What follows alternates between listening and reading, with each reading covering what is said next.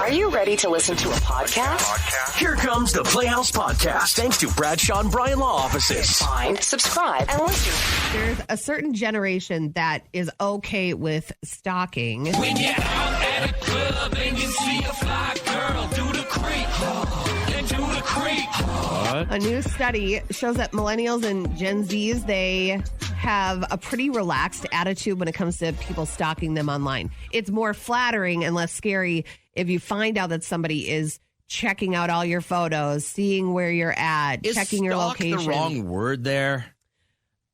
To me, stalking is like you are in their private space, watching them from just a bit. Like I figure stalking is I see a hot girl and I follow her to the grocery store and then I wait in the parking lot till she leaves the grocery store and I watch her put her stuff in her car and then I follow her home and I watch her put the stuff in at home. Yes. That to me is stalking. I would never say stalking is, oh, hey, this person is a friend of a friend and I might want to try and date them, so I'm going to check out what they're like online first. To me, that's doing homework. Yeah, I agree with you. I don't think that there's anything wrong with checking out someone's page. I think a lot of people would be very embarrassed, though, if Facebook all of a sudden one day said, hey, we'll tell you how many times this person goes to your page. Funny. That would be creepy, and there would be a lot of very embarrassed people having to explain themselves, I think. But they said that when it comes to online stalking, not that big of a deal. But obviously, when it turns into like happening in real life, in person, then obviously it's frightening.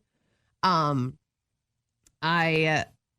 have never had a stalker. I wouldn't say that I've had For years, you begged for it. Nobody would stalk you. I was really disappointed. I think I was going about it the wrong way. How should have you gone about it, do you think? I don't know.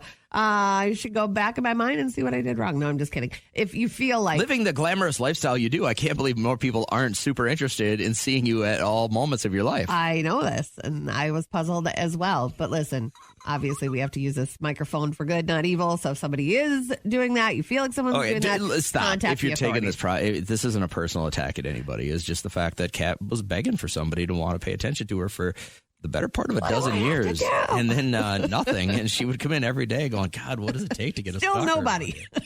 Anyway, I just wanted to bring that up because I thought it was really weird. On the flip top side of this, if there's one particular person online that you do stalk, famous or not famous, who is it? I am not proud of myself, and it is Mr. William Zabka. The guy from Cobra Kai? I have friended up all of his family, including his sister-in-law, Lori, who is a life coach. It was her birthday 2 weeks ago. Oh, my God. You know everything.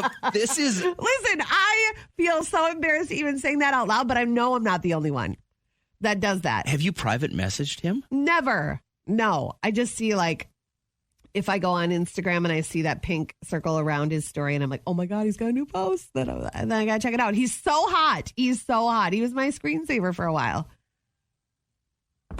You know that's not okay to like up all his family. They accepted my friendships, and it was only 5 of them.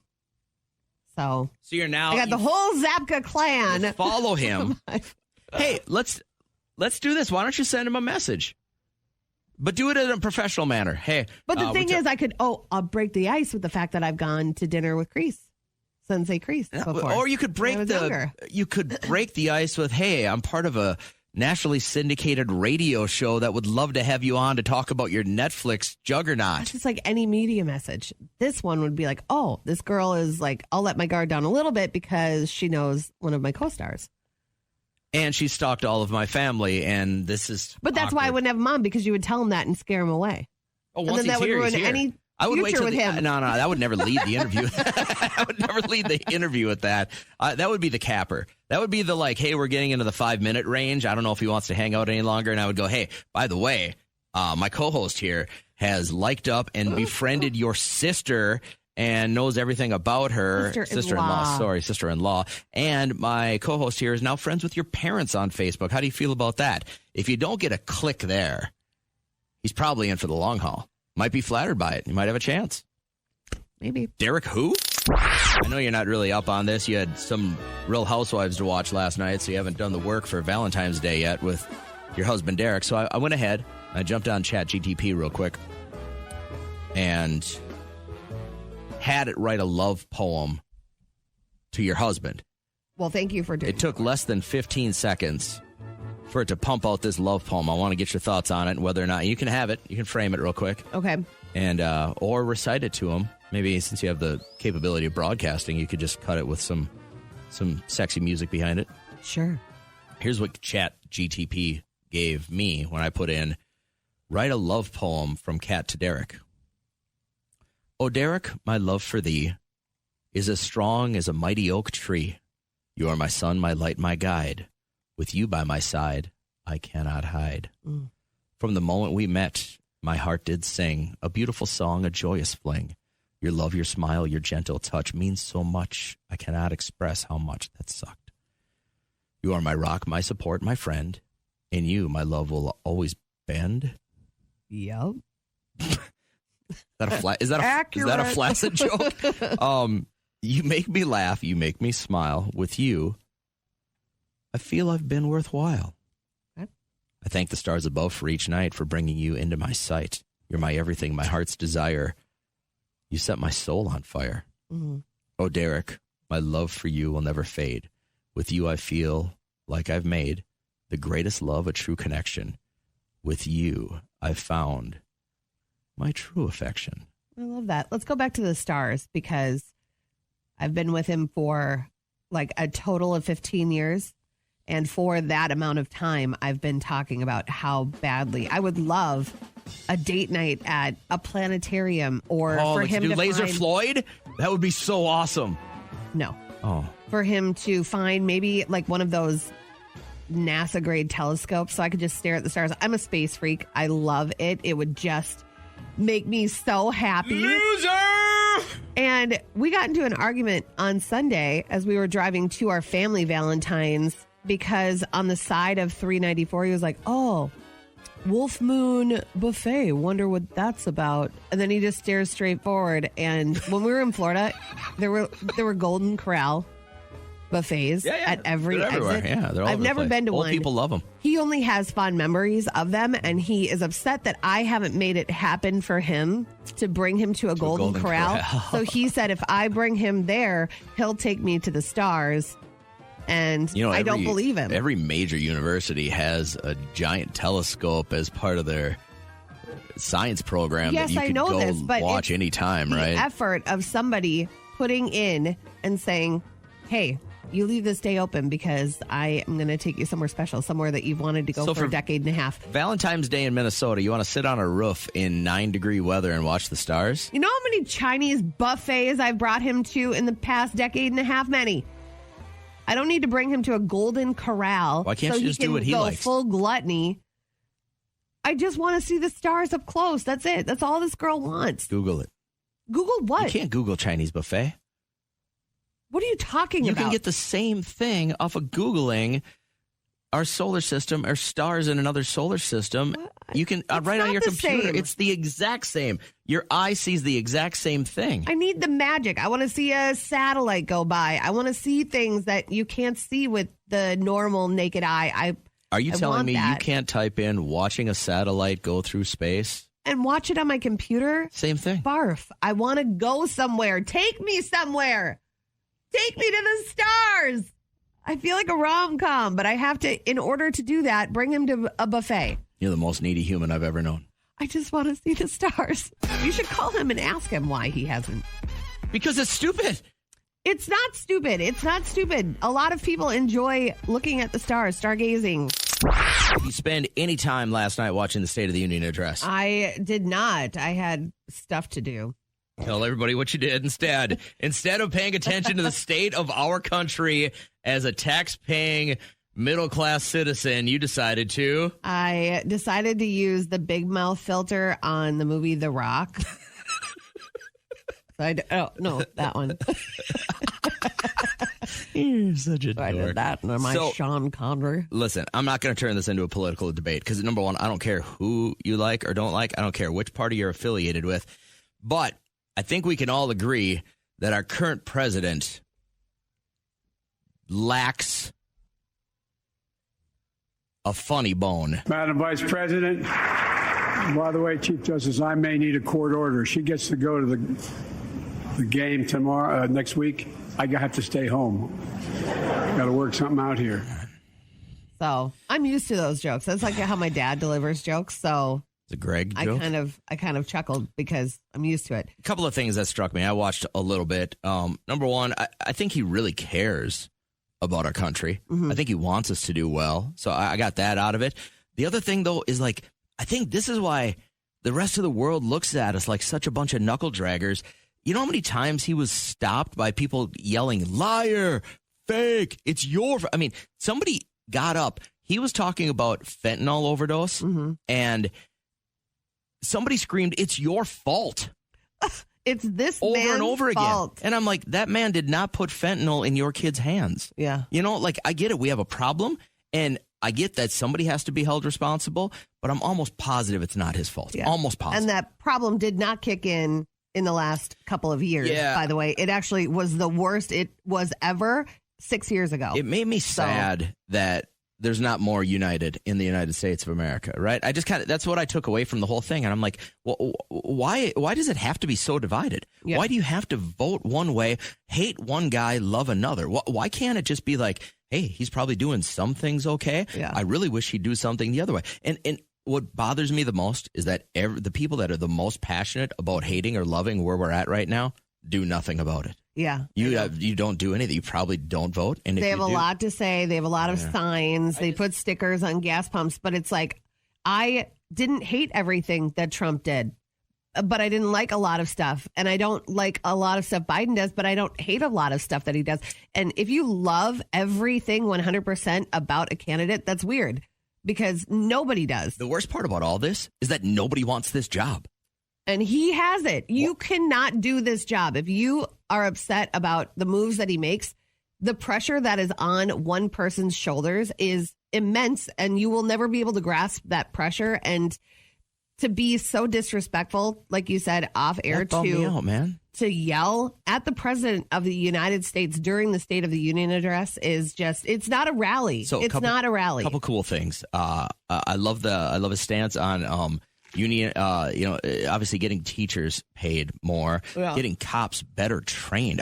Sometimes you don't think about the fact that cops have to be counselors, psychologists, first responders, protectors. You know what I mean? Like the pressure on a police officer to get up and put a badge on every day is immense. And I get that most of the press right now is about really bad ones, but that's like such a small sliver of the population of really, really good cops. And then the other thing is, it should be glaring that this thing is super broken if there's nobody youthful and passionate that wants that job. Right. Is there anybody under 50 anymore that would like to be president of the United States? I bet there are a lot of people with great ideas, but then they see how presidents are treated. Who would want that job? It is the most stressful, silly job, and nobody wants it. And again, our country is being headed on a popularity contest. Yeah. This is just stupid. I know. You know what I mean? But regardless, it was hard to look away.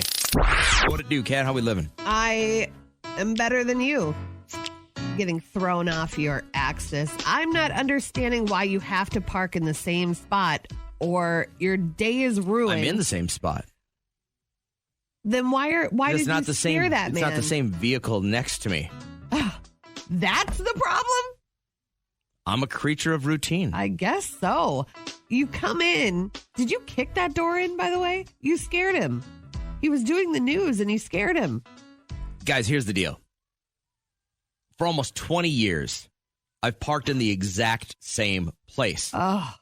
I'm usually first or second, sometimes third, into the building. And next to me is always our news director. Well, she's not here today, so Jake is filling in. I like Jake. Jake's my friend. But Jake parked in not her spot, so it threw everybody else off one. Maybe he's normal and doesn't think that people can get thrown off like that. I have calmly had this discussion with Jake before. I said, Jake, this is the spot you need to park in. I will sidle up here on your right-hand side. Everybody else will go from the left down like dominoes. I park the furthest away because I'm a nice guy and I let everybody else park a little bit closer. He parked in the wrong spot today, so I had to set it right. Now, Kat was offended that I beat down the door and I raised my voice a little bit, but I can't have this be one of the first interactions with humans I have every morning. I had to stick up for him. Like, he was scared. He was frightened. And he's a bigger guy. You can't scare people like that. Listen, will he make that mistake again? Probably not. What'd you do yesterday? Give me something fun. I met a friend for lunch at Rock Creek. Have you ever been to Rock Creek in Sauk Rapids? Oh, yeah, for sure. Very yummy, right next to Copper Pony. And so had a little sandwich over there, had some Americano iced coffee. And then I went through Tommy's Car Wash, got my ride all clean. And then there's a new location for Once Upon a Child. Wanted to go check that out. Got Liam some new North Face gear. They have a ton of North Face gear. Cool. And so saved a pretty penny over there and then went to pick up Liam, worked out. Oh, that a girl. Played some basketball, played some checkers, schooled him again. I got to get better at being a humble winner. You don't. I think that's one thing I need to work. Yes, I do. Why? Because I'm like, oh, in your life, Fun. like that. That's competitive behavior. And it's too much for a 10-year-old to handle. You know, when I'm up in the face like this. Thicker skin. That's how you teach a kid thick skin, man. That might be true. And then Derek had slow roasted a bone-in pork. I think it was like a pork end. Okay. But it just fell off the bone. So we had pork tacos last night and fresh guacamole. And it was delicious. And that was it. Right on. Oh, my God. Totally forgot. So I found my Netflix. I didn't even realize I had Netflix logged in on my phone. I thought it was just on our iPad. Somebody else's account, though, right? It is. Yeah. And so I'm watching it. I started watching the Pam Anderson thing on Netflix. And I thought it was just going to be her walking around. And I'm in the zone. I'm just watching this show and I'm walking. And I don't realize that there are two teenagers walking on both sides of me. And she flashed to her Playboy days. There's just boobs everywhere. Boobs. Girl parts, butts, boobs. But this is like the family fitness center. Yes. And where you can't even wear a sports bra. Like you have to be fully covered up. And I was like, all of a sudden I snapped out of it. And I don't know how much they saw, but I had to quick shut it off. You're the perv. Yeah. But You're the perv watching porn at the gym. It was basically porn. Who does that? The Playboy days when nobody wore clothes and her Netflix, boobs you are said? out. Yes. Right. Pam, a love story. Check it out. That was is my an day. Interesting take that out of all of us, for you to be the one watching porn at the gym, I wouldn't have had you on the calendar today. But I literally didn't even. I felt like I was alone. I felt like I was just by myself, and then I can't even imagine. They're like, "Oh, we'll get an extra mile." Hot though. Huh? Yeah, it was hot. It's a good story. Yesterday, mine was just kind of a normal day, but I did go grocery shopping for a little while because Super Bowl's right around the corner. Nolan's going to have a whole bunch of friends over, so we wanted to stock up for all this stuff. Have you seen the price? I mean, we all know eggs are out of control, but fresh produce like corn? Yes, sir. I have. Out of control. Mushrooms are over $3. They're normally like $1.69. Just crazy. I thought of you though, and actually I thought of your husband first because there was a guy in the aisle, and I'm assuming he was going to. I'm assuming he had a gig somewhere because he was dressed like a pirate. Oh yeah, yeah. Okay. Grocery shopping in the middle of the day yesterday. I'm like, all right, man, what do you do? Don't ask questions. Well, I asked him. I go, what do pirates pay for corn? And he was like, "Oh, buccaneer." What's trending? Okay, so I wanted to talk about this. You know what influencers do. Sometimes they're hired by certain products or companies to get the word out about how amazing this mascara is, or you should try this chicken to thaw. It'll thaw chickens in whatever, half the time. But now there are people out there called de-influencers, and they are trying to let you in on products that are just not worth your money. I do not see the point in owning a fragrance collection. Perfume is so expensive. Like, if you're a regular person like me, do you actually need 25 different perfumes? And they are so expensive. This one's easy. The Ugg boots. Don't buy them. They're going to be out of fashion just as quickly as they came into fashion. Oh, they've been around for a while, though, right? They have, and I enjoy mine. So I'm not going to take her advice on that one. But I think that this would be easier than to overhype a product, because there are a lot of products that don't live up to the hype. So what would be, if you were a de-influencer right now and you could have your own channel, what would you push? Roomba. You don't like your Roomba? Don't buy one. They're just a freaking waste, man. I mean, it's they never ours won't go back to its home. So I always Do you speak to it nicely? No.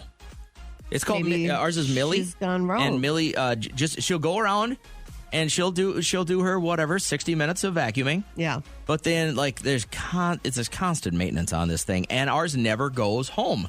It's supposed to go back home. Never. I've reset it 100 times. I've contacted customer support. Nothing. I would never, ever buy one of these automatic vacuum cleaners. I would de-influence you to do that. I'm going to say when it comes to dinner, don't get the tortilla boats. Have you ever seen those where it's like, yeah. they don't fall over, but they're flour tortillas, but they're in the shape of a little boat, and they just don't taste very good. I don't know why they taste so different from a regular tortilla, but they're 5 times more expensive. So I'd say that. And then also, like, if you have to stuff your deviled eggs with the innards, and I got a deviled egg stuffer, like a syringe almost. thing? Yeah. And then it's so hard to clean. So then you just end up throwing it out because there's crusty yolk inside of it. So I would say both of those. But if there's a product out there that you would like to de-influence people from purchasing because you love them and you want to save them money, what would that product be? You could always text it to us anytime because that is what's trending. When was the last time, Kat, young Liam was on a sleepover? I think he had a sleepover last month, but that was like early last month, maybe the month before. Do y'all call them sleepovers anymore? Or are you going to sleep over? So it's a sleepover. So my youngest is 15 right now, and he just stays at someone's house, right? Yeah. I'm going to stay over at Charlie's. All right, whatever. Or sleep at. But he's always been really good at that. I think since he was so young, like every weekend he would go to a different grandparent's house because we would have gigs. Oh, sure. And I grew up doing that. My parents worked on the weekends sometimes, most of the time, and we would go to my grandparents' house and we would be treated like princesses. And so it was like that bond is really important. And so he's always been really comfortable, like sleeping away from the house. Yeah, if you're lucky enough to have grandparents close. So like when Trish and I started having kids, our grandparents were both 3 hours away, sometimes 4 hours away. So that wasn't like always a thing. But I always thought it was healthy for your kids to have sleepovers, right? And I didn't realize until our youngest son came along that a lot of his friends were just not good sleeping somewhere else. Yeah. They only wanted to stay at home. And their parents would even be like, he doesn't want to do a sleepover. He doesn't want to do a sleepover. Liam has probably 2 or 3 that are good with sleeping over. But he has one friend that just doesn't feel comfortable with it. I remember, not too long ago, Liam's like, oh, so-and-so is going to sleep over.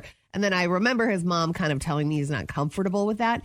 So I gave him my phone. I said, you go talk to your mom. And then I had texted her, like, you guys can make up a reason if he's not feeling comfortable. But I also saw on TikTok a doctor, this is a psychologist, who said sleepovers are traumatic for children.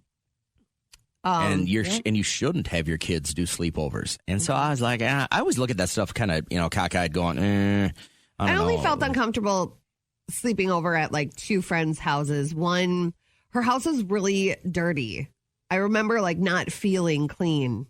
And I couldn't wait for the sun to come up for my parents to come get me. And that's not a good spot to be in. I had a friend when I was in elementary school. His dad was a raging alcoholic and would come home from the bar. Oh, no. Just stumbling drunk. So we would hide in the corner of the living room, like behind the recliner. Yeah.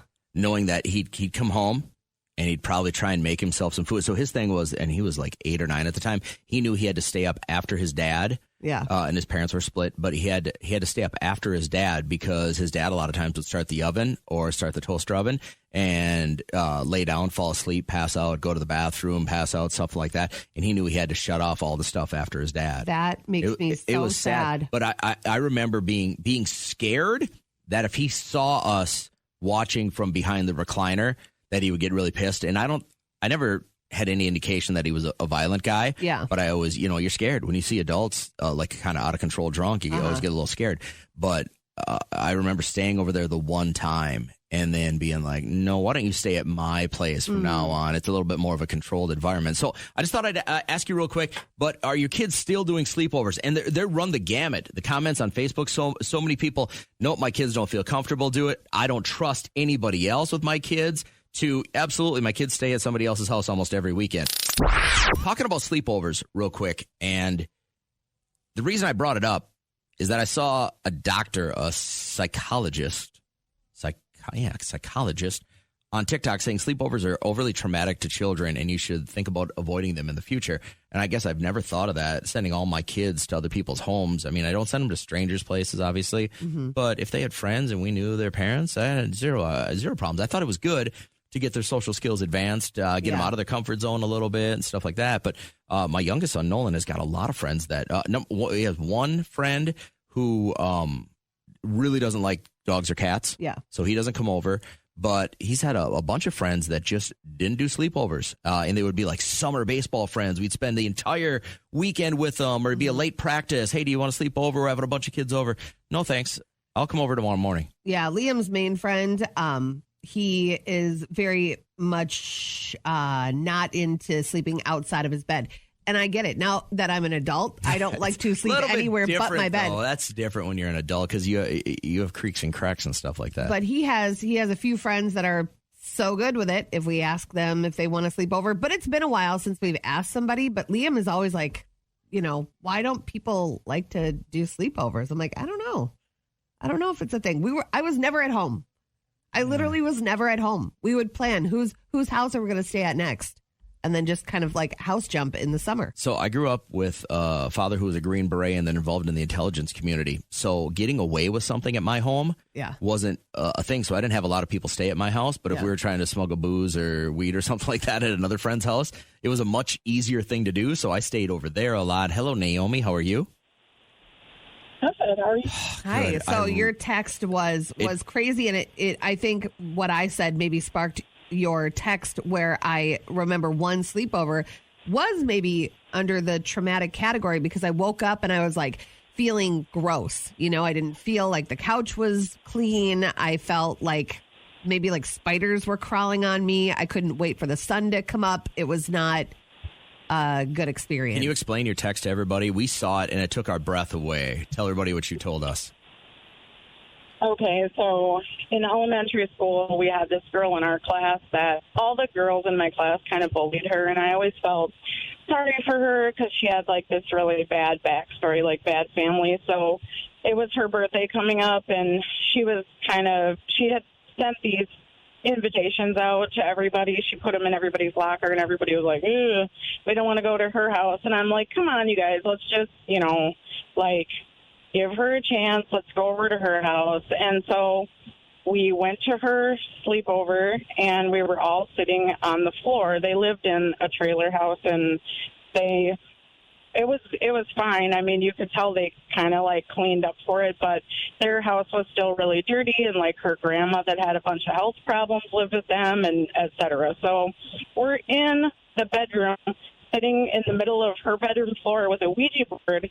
And one of the little girls has to get up and go to the bathroom, so she just, like, reached behind her to let herself up on the floor, and she reached under the bed, and she felt something, and so she was like, oh, my gosh, there's something crusty under your bed, and she started laughing, and she pulled out this, I don't know if it was like a or something, and there was a nest of dead, mummified, like, newborn kittens on top of this shirt. God. Like, you couldn't smell, it didn't have a smell. It was that mummified that it was not even giving off an odor. Yeah. Okay. So, like, basically what she had said was there's a little hole in the floor in her closet. Like, trailer houses, the floors kind of get soft spots or whatever. So her cat, or a couple cats, were, like, kind of coming in and out of that hole in the floor of her closet like it was a cat door. And so she thinks one of them had kittens, like, under her bed, and that just, like, never came back to take care of them. Oh, my goodness. There won't be a grosser story on our show today. And she was young. The party broke up. The girl that touched the kittens freaked out and called her mom. Yeah. And a couple of the other girls were just crying and upset, and they left. I stayed. I grew up on a farm, so I was like, whatever. I've seen dead stuff, So, yeah. But how was she treated for the rest of school? I mean, she's very young. It had to be worse. It had to get worse, right? Did it get worse, or did you guys just, like, never talk about, like Fight Club? You never talked about it again? Oh, we talked about it. Everybody, like, we told people in other grades, like Other people on the schools, bus. other cities, other. I know. God. All Where right. is she now? Where's Mummified Cat Girl now? I think just kind of in the same town. She's one of those ones that The never townie. moved. I call them townies. Yeah. I A gotcha. lifer. Hey, your story will lead our podcast today, so congratulations on that, Naomi. I don't think it's going to get any better than this. Yeah, it's amazing. Have a Thanks, great morning. guys. You bet. Take care. Kat is a younger child. Have you ever had a dream that you want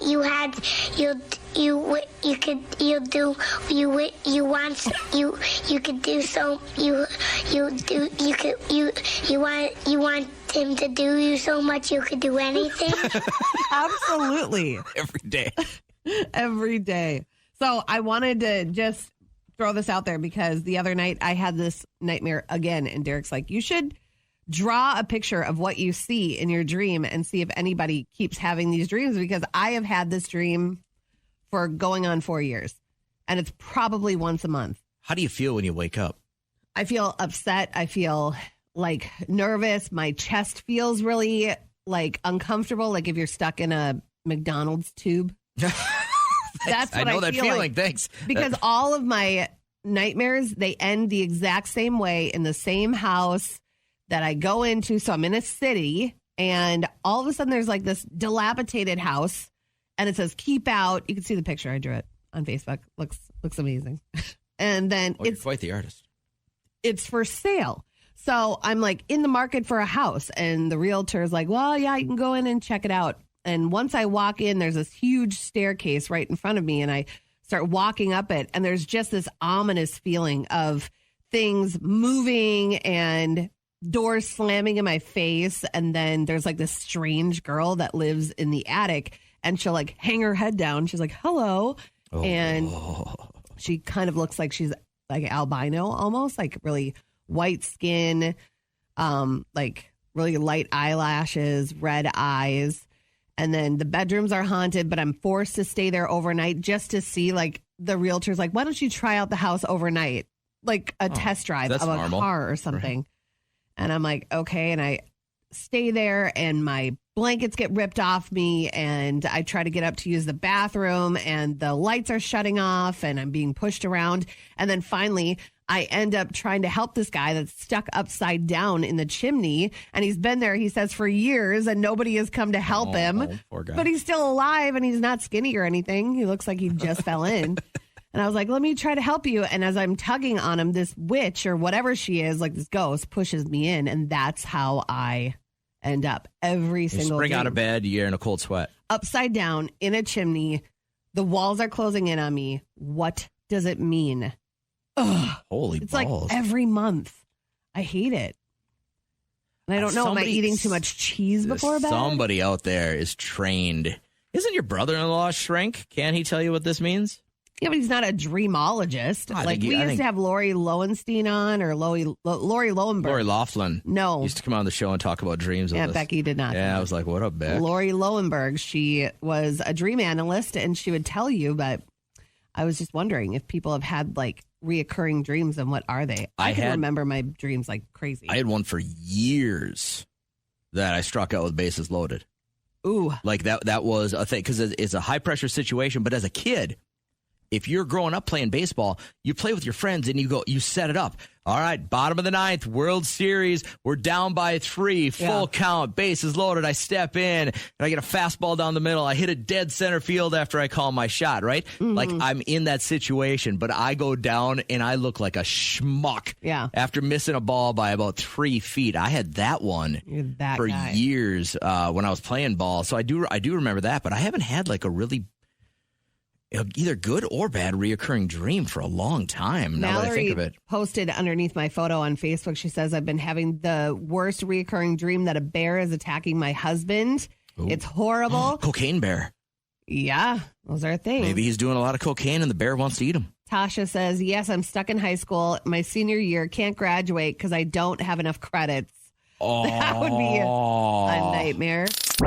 You ran across young Chantel here on Facebook? Yes. And I saw her post, and I just kind of creeped on the comments and I saw somebody not agreeing with what she posted, but okay, so I'm just going to read it. It says, PSA family and friends, we're very excited to welcome our baby girl into the world in the next coming weeks and for our family and friends to meet her. With that being said, please call or text before coming by our house when we get home from the hospital. If we do not answer, that is not okay to just show up at our house ever, even if you're driving by already.